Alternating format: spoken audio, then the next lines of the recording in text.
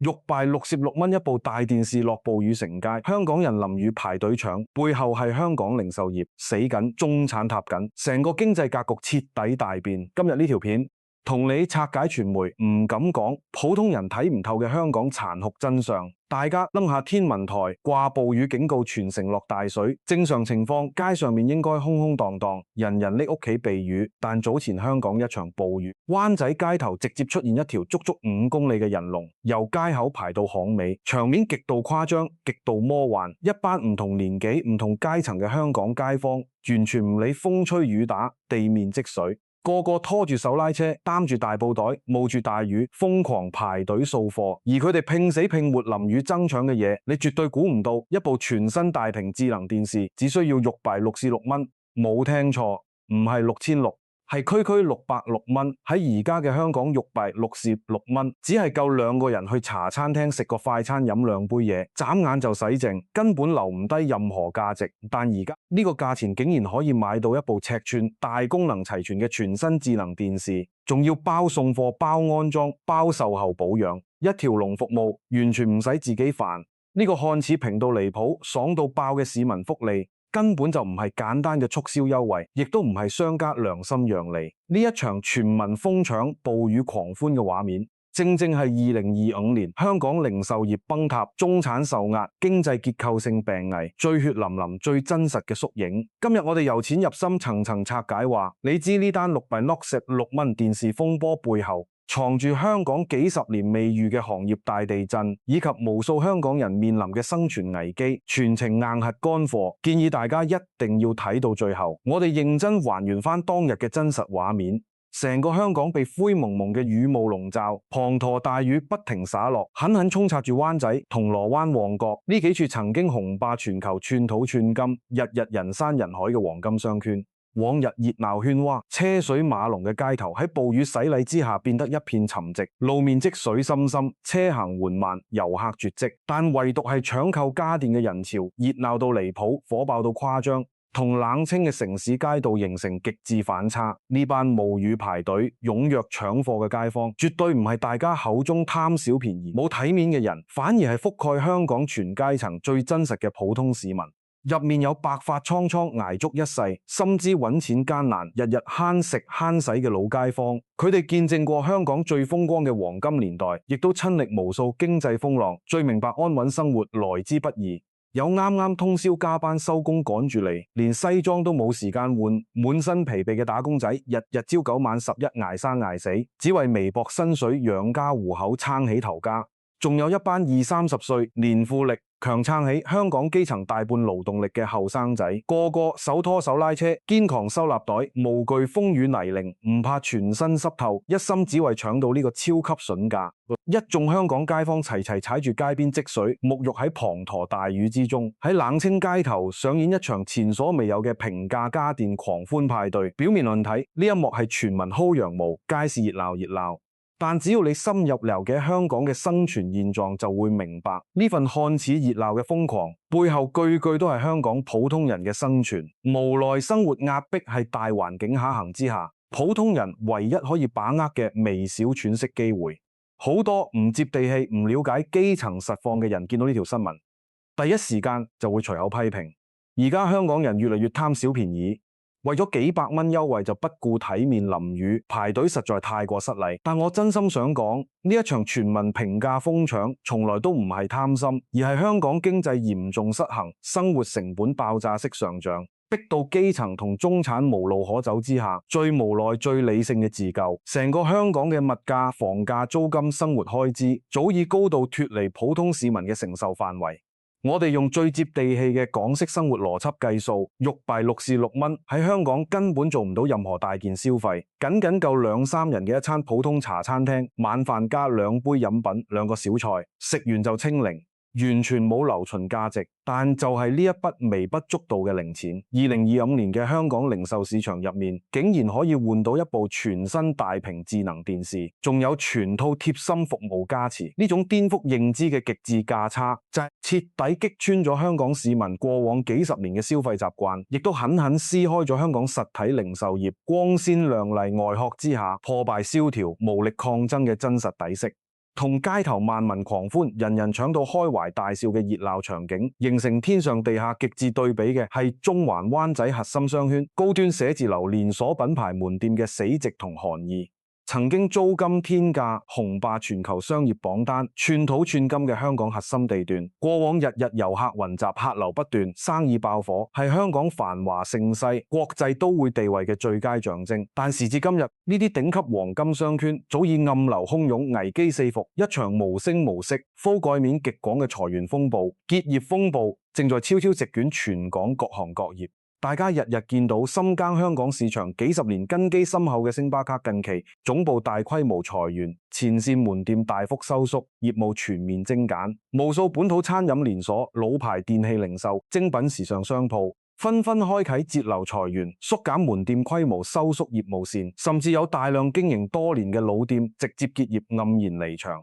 一批又一批30-40歲名校畢業、高學歷、經驗豐富、穩打穩紮嘅中產精英，默默執拾自己桌上嘅辦公用品，打包個人物品，無奈結束自己深耕多年嘅職場生涯。佢哋靜靜企喺高樓落地玻璃窗前，低頭俯瞰樓下暴雨入面瘋狂搶購平價家電嘅基層市民，樓上係中年失業、前路迷茫、滿心落寞嘅中產人士，樓下係揸緊優惠、努力慳錢、力求糊口嘅基層百姓，兩種截然不同嘅人生境遇，兩種反差極致嘅生活狀態，喺同一場大雨、同一座城市入面交織碰撞，構成咗本年度最具戲劇張力，亦都最令人心酸、最值得深思嘅香港都市圖景。呢一熱一冷、一寬一直嘅強烈反差，絕對唔係偶然嘅城市畫面，而係香港零售業持續頹靡、整體經濟陷入深度結構性困境、社會階層分化日益加劇嘅最真實寫照。而引爆呢一場香港零售大地震，徹底顛覆全港消費格局、打亂本土經濟秩序嘅幕後終極推手，就係內地電商巨頭京東嘅全面入局、強勢殺入、全力搶灘。早喺2024年9月，京東就正式高調官宣加碼香港市場，豪製巨額資金，開啟1000億級補貼戰略，專門針對香港本地市場投放10幾億專項補貼，全力搭建香港本地化物流倉儲體系，升級全套本地化售後服務，擺明車馬不留情面，要強施殺入香港百年零售賽道，同本土傳統零售商正面硬剛、近身肉搏，全面搶客。喺京東大舉入局、全面發力之前，其實好多香港市民都深知內地電商平台貨品評款式多、選擇廣，心底都好鍾意內地平價貨品。但始終有一大堆甩唔甩得嘅顧慮同消費壁壘，導致大家不敢輕易跨境網購。早年嘅淘寶、京東跨境服務，針對香港用戶嘅體驗，可以話係漏洞百出、麻煩多多。跨境運費貴到離譜，隨時比貨品本身仲貴，送貨速度極度緩慢，動輒排隊10幾日先到貨，退換貨流程繁瑣到極致，跨城、跨境維權困難，售後保障幾乎等於零。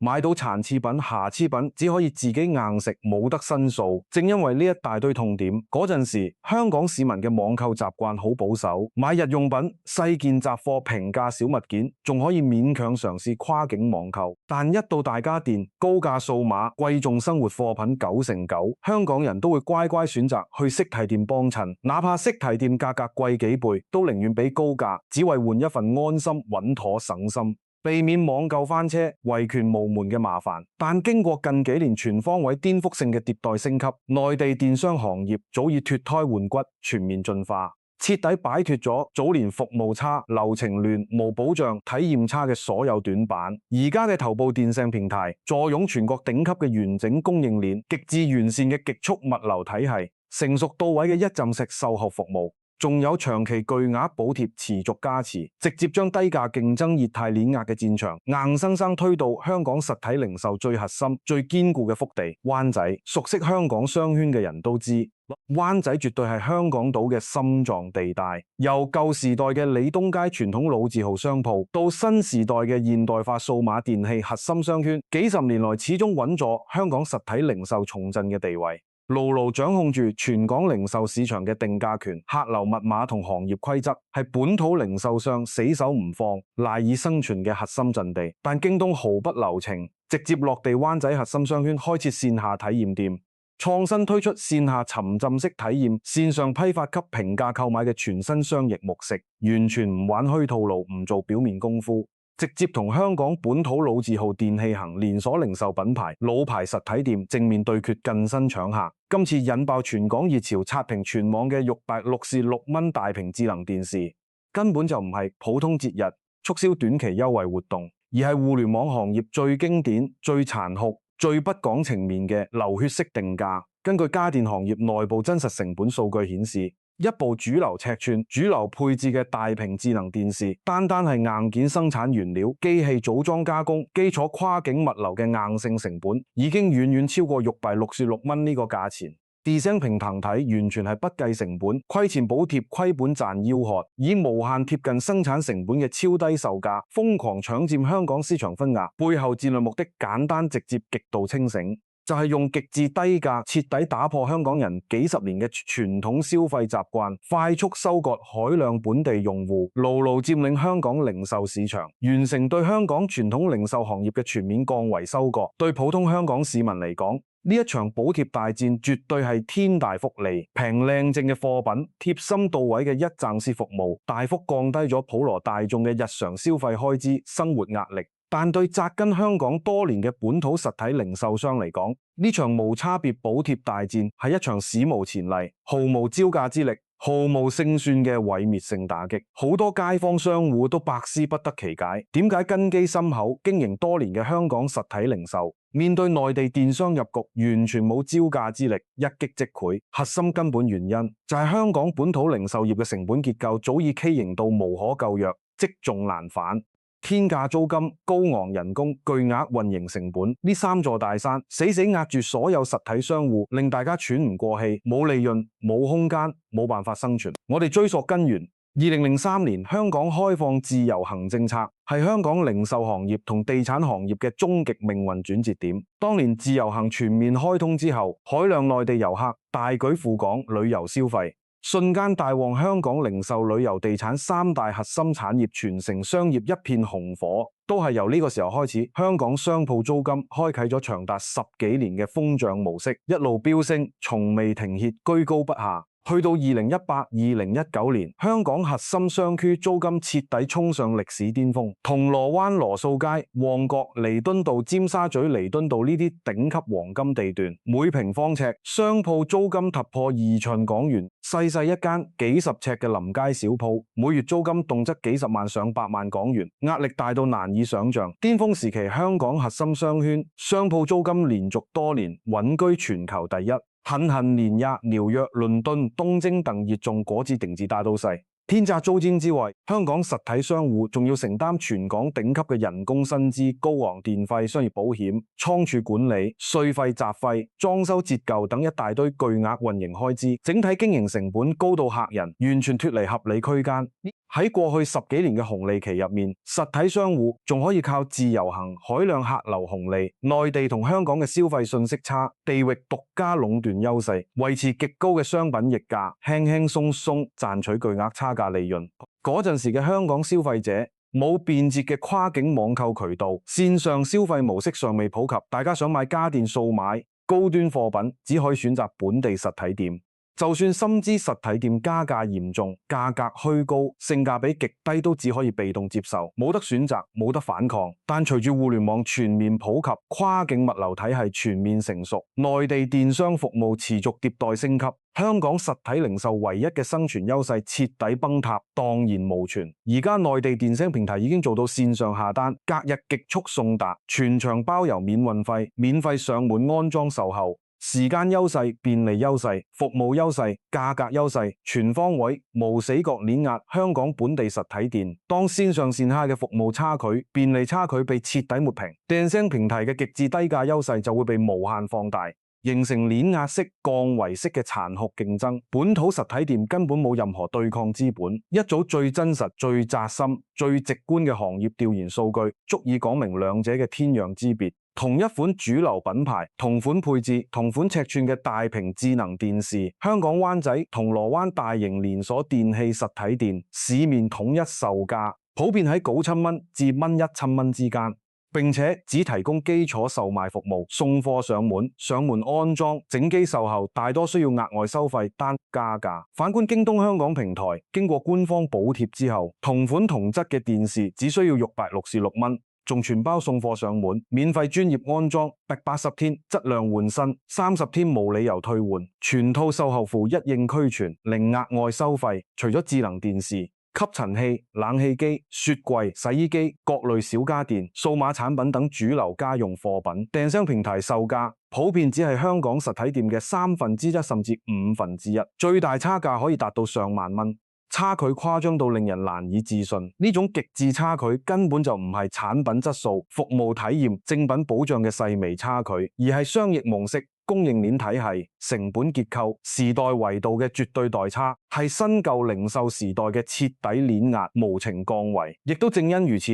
而家香港出現咗一個好尷尬、好悲哀、好普遍、幾乎人人都見過嘅社會現象：全港數十萬間實體零售店徹底淪為內地訂商平台嘅免費陳列展廳，好多香港市民週末得閒行街，都會專門去到旺角、銅鑼灣、灣仔嘅大型電器鋪、連鎖商超數碼門店，認真體驗實物現場試機測評，比對產品質感，諮詢詳細參數同使用方法。實體店嘅售貨員全部經過系統化專業培訓，態度、耐心、講解細緻，會同客人傾足半個鐘以上。由產品核心功能、日常使用技巧、機器養護方法，講到產品適配場景、性價比對比、選購避坑指南，服務專業度極高。但最諷刺、最心酸嘅係，客人聽完晒所有專業講解，體驗晒所有產品優勢，摸清晒所有產品細節之後，轉身就成出店鋪，即刻拎起手機打開電商 APP， 搜索同款產品對比全網低價。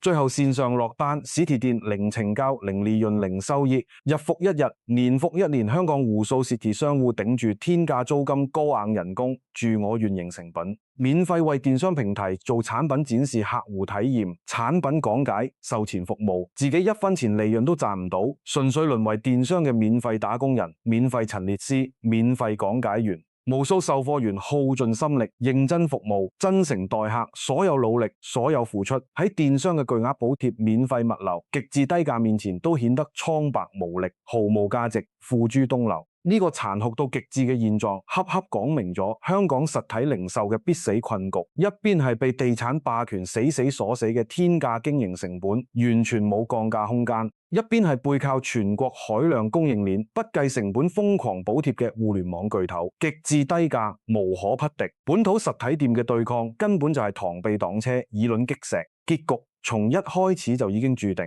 電商掀起嘅零售風暴摧毀嘅唔單止係街邊普通實體小店、基層零售商戶，更狠狠衝擊咗香港中產階層嘅生存根基，引發咗一場全面深刻持久嘅中產失業危機同社會階層震盪。今次星巴克香港總部大規模裁員，多間連鎖品牌收縮結業、精簡架構，絕對唔係個別偶然案例，而係香港本地消費力持續流失、經濟持續下行、市場持續萎縮嘅必然結果。商界所有人都清楚，跨國大品牌、連鎖企業對市場數據、消費趨勢、經濟走向最為敏感。佢哋嘅裁員收縮、戰略調整、業務精簡，就係市場經濟最真實、最精準嘅晴雨表。近幾年，大灣區融合持續深化，越嚟越多香港市民選擇北上消費。深圳、廣州、珠海、佛山等內地城市評價優質嘅餐飲、零售、娛樂、親子休閒服務，持續大規模分流香港本地客流同消費力。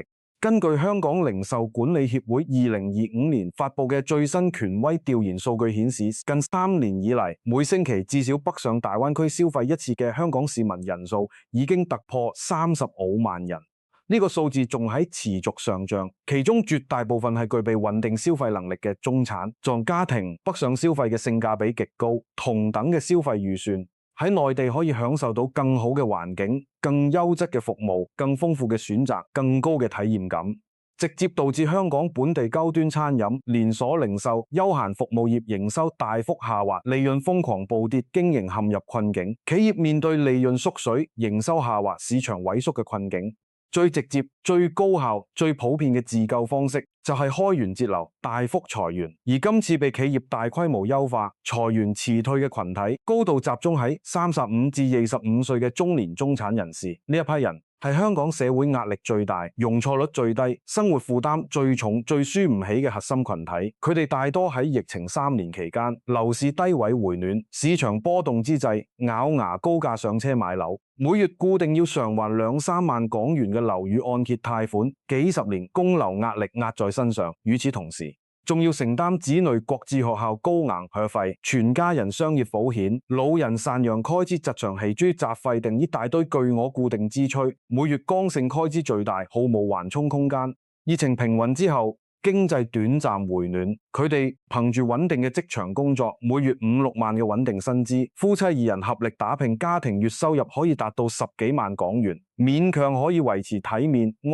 穩、無憂嘅中產生活。喺香港社會屬於過得比較舒服嘅一群人，但經濟寒冬一到，行業洗牌全面來襲，企業裁員落地，所有安穩、所有體面瞬間徹底破碎，中年失業，收入瞬間歸零。但房貸、學費、生活費、保險費、雜費呢啲固定開支一分都唔會減少，一日都唔會停頓，持續嘅收支失衡、只出不入，令無數香港中產瞬間陷入絕境，進退兩難，無力支撐。曾經習慣高端消費、追求品牌質感、注重生活體驗、講究生活品質嘅中產人士，而家被迫放下所有體面，極致慳錢，處處節儉，由高端商場撤退，轉身加入暴雨平價搶購嘅基層人潮。呢種斷崖式消費降級，絕對唔係一時興起、一時貪平，而係生活所迫、無可奈何、為求生存嘅唯一選擇。當原本具備高消費能力嘅中產群體都開始勒緊褲頭，壓縮所有非必要開支，分毫必計，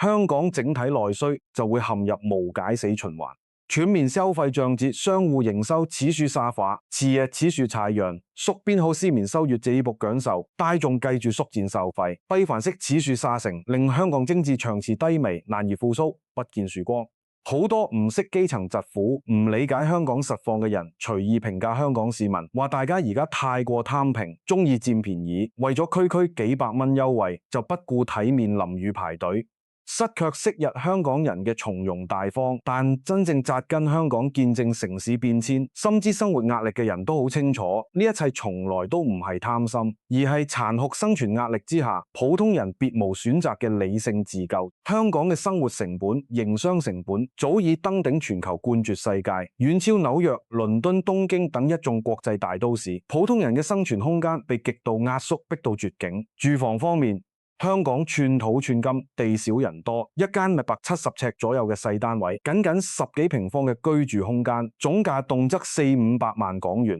人均居住面積不足20平方。蝸居擠迫局促係香港普通人嘅生活常態。日常消費方面，茶餐廳普通快餐都要60-70蚊，生鮮果蔬、肉蛋食材價格遠超內地一線城市。教育、醫療、交通、污液等剛需支出更是貴到離譜，年年上漲。過去20年，香港經濟增長極度依賴地產霸權，同外來熱錢湧入，資產價格瘋狂膨脹，持續走高，造就咗一小撮靠物業增值、樓市炒作暴富嘅既得利益群體，但廣大基層打工仔、普通中產嘅薪資漲幅極度緩慢，近乎停滯，遠遠追唔上樓價、租金、物價嘅上漲速度。社會貧富差距越拉越大，階層固化越嚟越嚴重，社會矛盾持續累積。根據香港特區政府統計處10年官方數據顯示，2015至2025年10年間，香港基層打工仔薪資年均漲幅唔夠熱，幾乎原地踏步。但堪商圈商鋪租金累計漲幅超45%，住宅房價漲幅超38%，日常消費品均價漲幅超25%。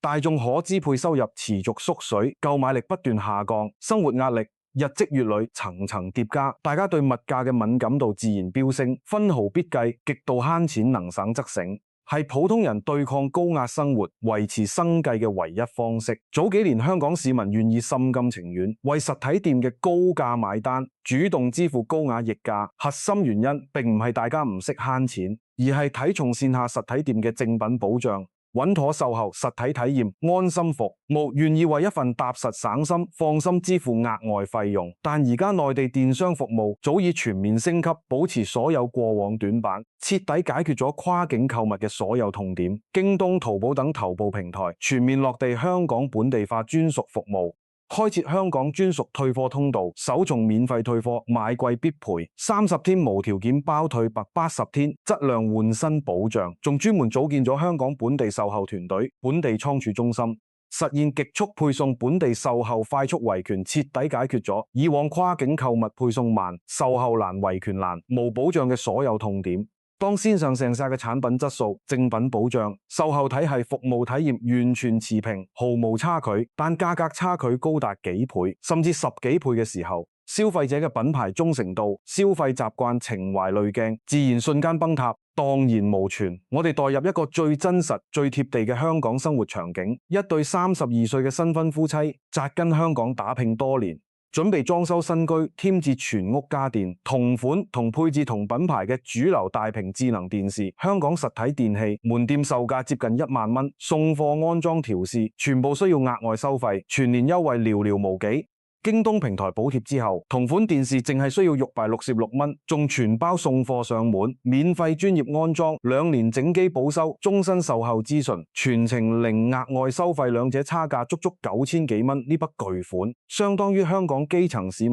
半個月嘅人工收入，足夠一家人幾個月嘅奶粉、日用品、果蔬食材嘅全部開支。面對咁懸殊、咁殘酷嘅價差，根本冇普通人會固執選擇高價實體店，白白浪費血汗錢。所以實體店淪為電商免費展廳，絕對唔係消費者無情、市民貪心，而係市場競爭之下、成本差距之下、生存壓力之下，最無奈、最必然、最理性嘅結果。面對電商嘅瘋狂衝擊，線下客流暴跌，門店營收慘淡，利潤近乎歸零嘅絕境，香港本土零售業界不斷發聲，集體呼籲政府介入監管，要求電商平台停止所謂嘅惡性低價競爭，出台政策保護本土實體商戶，扶持傳統零售業。但所有廿二能事普通市民都心知肚明，呢啲訴求全部都係徒勞無功、自欺欺人、於事無補。資本嘅天性永遠係逐利，市場嘅永恆法則永遠係優勝劣汰，適者生存。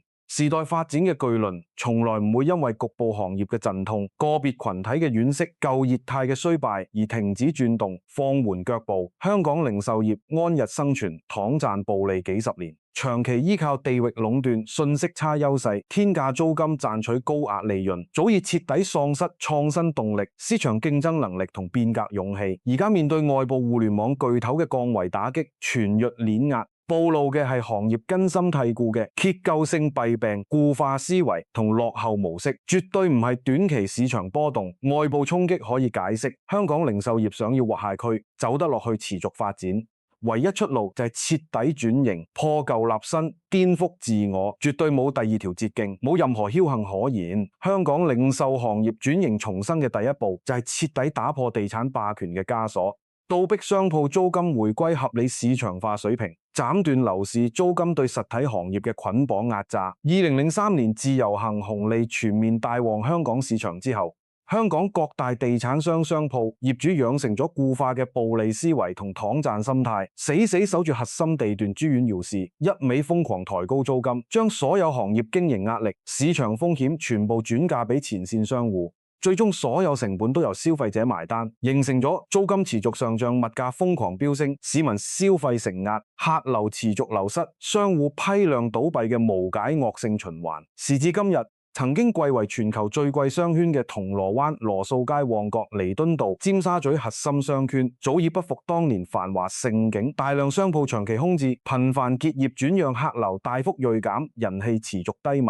但絕大多數物業業主依然死守高價，底線不行降價，寧願鋪位空置2-3年，長期零收入，承受空置虧損都唔肯下調租金，激活市場讓利商戶。呢種凌空不降、死撐高價嘅執念，係典型嘅既得利益者掩耳盜鈴、短視自私、只顧私利不顧大局。業主心底唯一顧慮就係一旦大幅下調核心地段租金，會帶動整片片區嘅租金、樓價整體下跌，拖累自身資產估值，影響帳面收益。但呢種極度短視嘅自私行為，正在慢慢摧毀成個香港嘅商業生態、城市活力同經濟根基。天價租金死死壓制所有創業熱情同行業活力。本土特色小店新興潮流品牌，中小微商戶創業團隊根本冇能力入局經營扎根發展，久而久之，香港核心商圈剩返千篇一律嘅奢侈品店、連鎖美妝店、標準化連鎖店，毫無本土煙火氣，毫無行業差異化，毫無城市特色，普通市民日常行街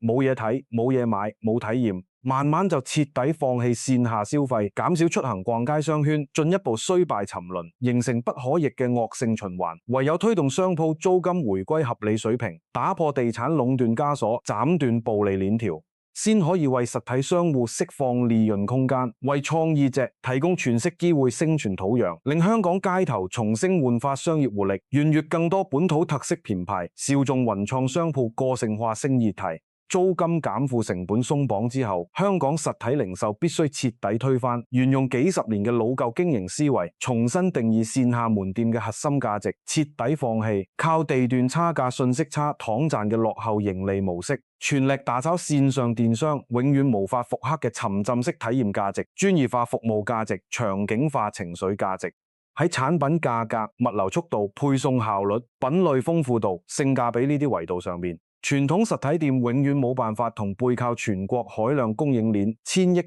補貼、成熟物流售後體系嘅電商平台競爭，盲目跟風打價格戰、流量戰，最終只會輸得一敗塗地，徹底淘汰。實體店唯一嘅生路、唯一嘅出路、唯一嘅優勢就係深耕差異化、強化專業度、打造沉浸式場景體驗。反觀而家好多香港實體門店嘅經營狀態，依然停留喺幾十年前嘅舊式傳統思維，服務態度敷衍傲慢，專業知識匱乏，服務意識薄弱，營銷思維滯後。好多資深售貨員仲保留住舊日愛買唔買就算嘅老牌心態，仗住地段稀缺優勢，被動等客上門，完全唔識主動服務、創新經營、挖掘客戶需求、打造專屬體驗。喺消費選擇極度多元、市場競爭白熱化、線上線下全面博弈嘅今日，呢種陳舊僵化嘅經營模式，注定被時代淘汰、被市場拋棄。實體店想要突圍，重新留住客戶、賺取合理議價，必須全面重構服務體系、升級經營邏輯。賣家電就唔單止係售賣機器硬件，仲要提供全屋家電搭配方案、私人影音空間定制、設備調試養護、長期專屬售後跟進嘅全套增就服務。賣數碼產品就提供真機沉浸式體驗、個性化參數調試、數碼使用教學、維修保養專屬服務。賣家追原裝就打造實景生活體驗空間，提供全屋軟裝設計、風格搭配、落地適配嘅私人定制服務。消費者心甘情願俾溢價，主動幫襯實體店，放棄線上低價，從來都唔係為咗一件隨處可以買到嘅標準化產品，而係為咗獨一無二嘅沉浸式體驗、專業到位嘅精細化服務、被尊重、被重視嘅消費感受同情緒價值。當實體店可以提供線上永遠無法替代嘅專屬價值、場景價值、服務嘅價值，就算產品價格存在少少差距，消費者都心甘情願買單，主動支持。如果依然死守老舊思維、敷衍服務、單純賣貨、不思進取，喺電商浪潮嘅持續衝刷、持續碾壓之下，遲早徹底被市場淘汰，神仙都救唔返。京東等內地電商巨頭全力殺入香港零售市場，強勢搶灘，表面睇係搶佔本地市場份額，衝擊本土藏籠產嘢。深層本質其實係內地經濟轉型、行業內卷加劇、巨頭尋求全新增量市場嘅必然賺賴博取。近年內地電商行業早已徹底進入全量競爭時代，市場飽和度自高，行業增速持續放緩，線上流量紅利七地堅定。國內行業正進入白熱化階段，各大頭部平台增長發力，累轉嚴重。必須主動開拓全新海外市場，尋找全新業績增長點，先可以維持企業高速發展，突破增長瓶頸。香港雖然常住人口只係700幾萬，體量細細，但消費市場高度成熟，居民消費能力強勁，消費理念開放包容，同時背靠粵港澳大灣區銜接海內，係連接內地同東南亞、輻射全球市場嘅核心戰略樞紐。國際化價值、示範價值無可替代。對京東呢啲頂級互聯網巨頭嚟講，香港從來都唔係一個單純嘅短期賺錢市場，而係進軍東南亞、輻射全球、佈局國際化嘅超級橋頭堡。平台願意承受短期巨額虧損，投入海量資金搭建香港本地物流倉儲，完善本地化售後體系，持續瘋狂補貼讓利，核心目的根本唔係短期收割利潤，而係用極致低價徹底扭轉香港人幾十年嘅傳統消費習慣，深度培育用戶平台黏性，搭建完整嘅本地化消費生態圈。當香港全民徹底習慣咗內地訂聲平台嘅購物模式，完全信任平台服務，深度融入平台生態之後，就算日後平台補貼逐步退波，商品價格回歸市場正常水平，用戶嘅消費習慣使用依賴早已固化，平台可以穩穩紮根香港市場，再以香港為戰略基點輻射，開拓龐大嘅東南亞市場，完成全球化站內卜聚。呢個就係互聯網行業最經典、最高維度、最長線嘅降維佈局、現時收割邏輯。喺呢場轟轟烈烈嘅行業大洗牌、經濟大轉型、格局大重構嘅浪潮入面，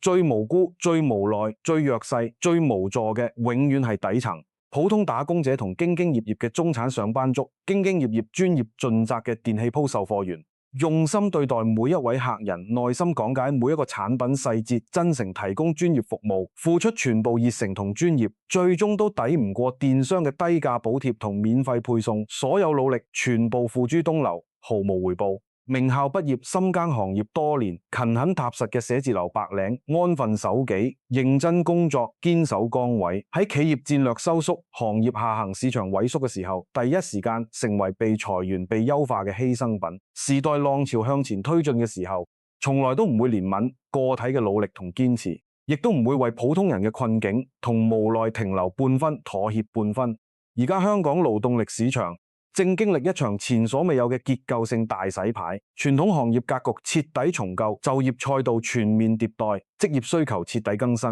傳統實體零售、線下餐飲、地產中介、實體服務等依靠地段優勢、信息差紅利生存嘅傳統行業崗位持續縮減，薪資不斷下滑，發展空間持續萎縮，行業前景持續暗淡。而掛淨單商、物流倉儲、本地售後、直播帶貨、線上運營、新媒體服務等適配新時代消費模式嘅新興賽道，崗位需求爆發式增長，發展前程廣闊，上升空間巨大。無數香港傳統行業從業者被迫跳出舒適圈，告別熟悉嘅工作領域，轉型適配全新行業、全新崗位，由體面光鮮嘅寫字樓白領、專業實體店專員，轉身成為快遞員、倉儲分揀員、售後技師、跨境帶貨主播。呢個時代最殘酷嘅真相就係，時代拋棄你嘅時候，從來都唔會提前講再見，唔會俾你緩衝，唔會俾你適應，唔會俾你反悔。回望香港百年發展里程，呢座傳奇城市向來以靈活變通、堅韌不拔、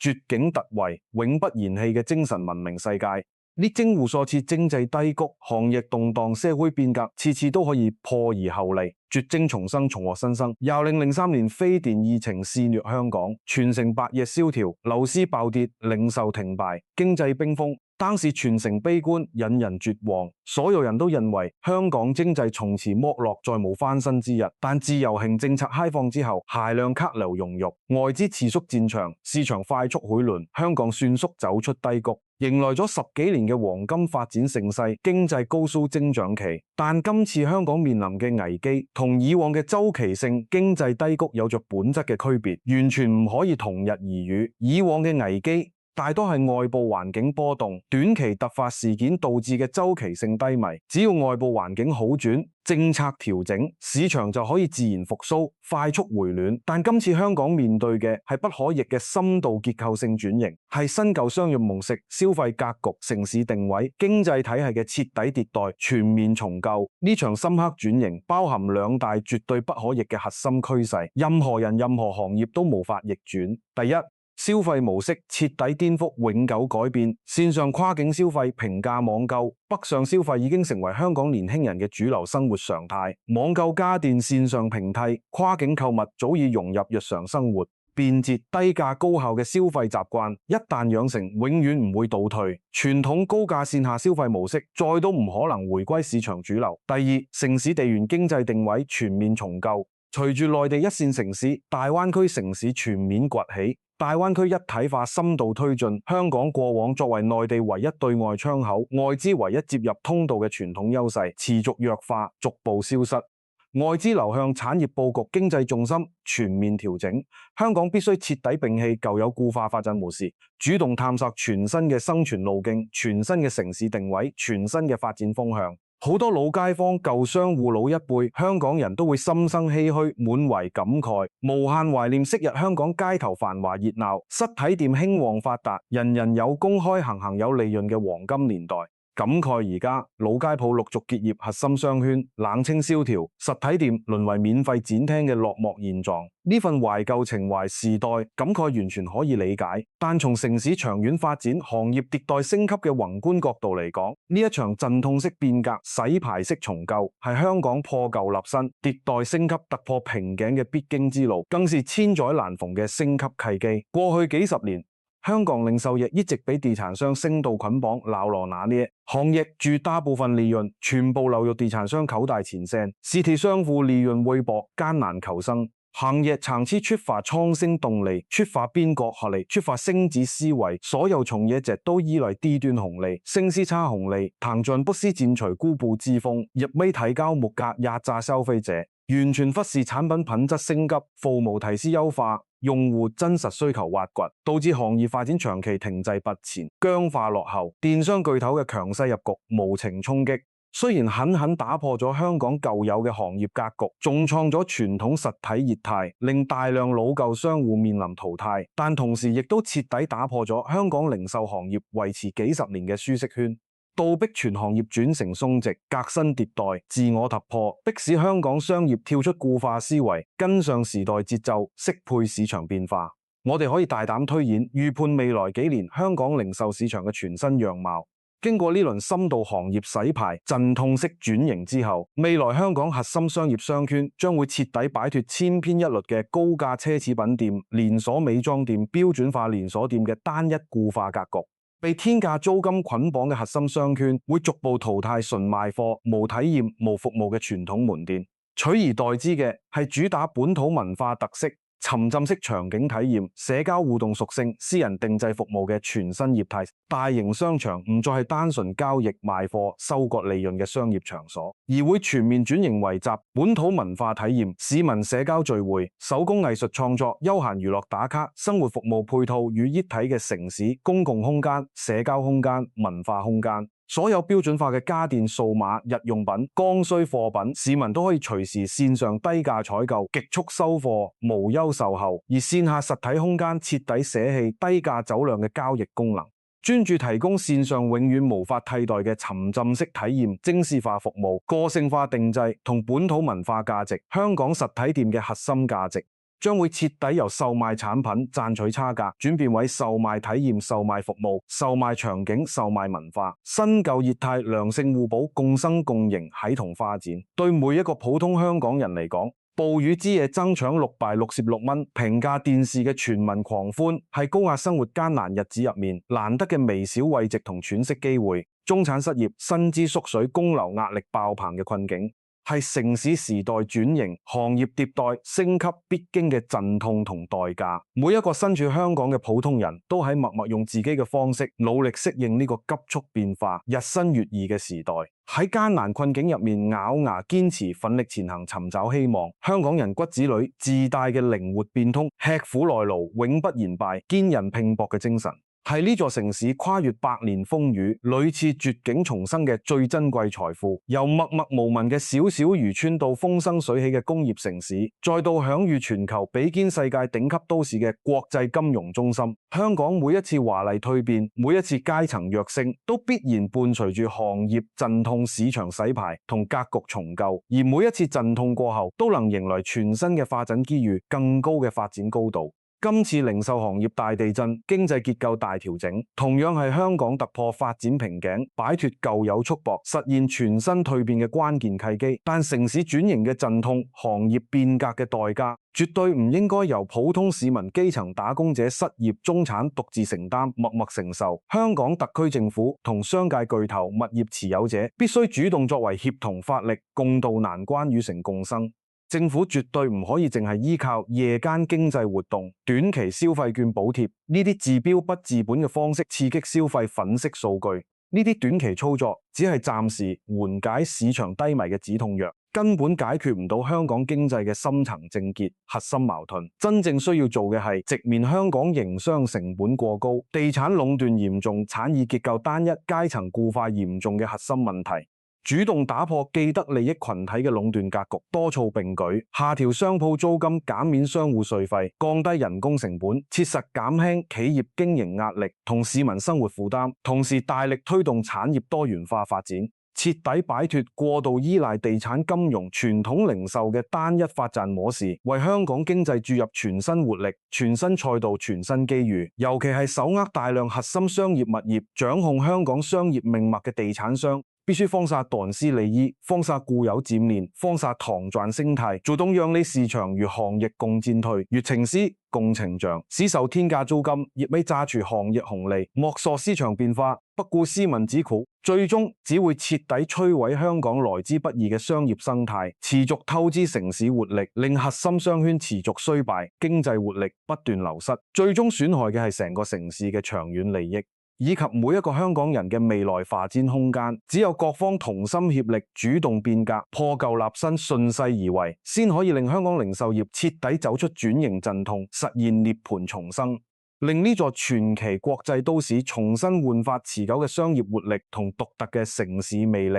企喺2026年呢個關鍵時間節點回望，京東1000億補貼入局引發嘅零售風暴，全民平價搶購熱潮，只係香港經濟深度結構性轉型嘅一個開端、一個信號、一個序幕。由2026年延續至2030年嘅未來數年，香港零售行業、城市經濟商業格局將會迎來前所未有翻天覆地嘅巨變，傳統落後業態加速淘汰清零，全新商業模式、消費格局、產業體系加速成型、全面普及。實體門店絕對唔會徹底消失，但舊有嘅生存法則、經營邏輯、盈利模式會被徹底顛覆、全面重構。未來可以存活、可以發展、可以壯大嘅實體商戶，絕對唔係靠地段、靠壟斷、靠異界躺賺嘅舊式商家，而係真正懂得創新升級，可以創造無可替代價值、精準貼合市場趨勢、深度匹配消費者需求嘅行業強者。時代永遠向前，變革永不停止，從來都冇一成不變嘅行業紅利，亦都冇一勞永逸嘅發展模式。過去香港買磚穩賺、首鋪暴富地段贏晒嘅黃金年代已經徹底落幕，一去不返，沉湎過往嘅輝煌，留戀舊日嘅紅利，只會原地踏步，逐步淘汰。唯有直面變革，接納新局，主動突破，先可以擁抱全新未來。玉幣66蚊嘅平價電視，藏住基層香港人無可奈何嘅生存無奈，失業中產落寞離場嘅背影，折射出城市轉型嘅沉重陣痛，街頭冷暖交織、悲喜交加嘅城市圖景，書寫住香港迭代升級、破舊立新嘅時代篇章。風雨過後必有新生，陣痛過後終會蛻變。憑住香港人永不言敗嘅堅韌精神、靈活變通嘅生存智慧，呢座歷經百年風雨嘅城市，一定可以穿越行業風暴，走出轉型困境，迎來全新曙光。睇完呢條深度拆解，相信大家對今次香港零售大地震、中產裁員潮、城市經濟轉型都有咗更通透、更深刻、更全面嘅認知。覺得呢條片乾貨、夠真、夠貼地，講到你心底嘅，即刻點讚、收藏、轉發俾身邊嘅朋友，等更多人看清香港經濟嘅深層真相。歡迎大家踴躍評論留言，分享下你近期嘅消費經歷，對香港實體店現狀嘅睇法，同我一齊傾偈探討，聊聊香港未來真正嘅出路。記得即刻訂閱我嘅頻道，打開小鈴鐺，我會持續更新更多香港社會經濟行業硬核深度拆解，帶你看透更多城市真相、時代內幕。我哋下期再見。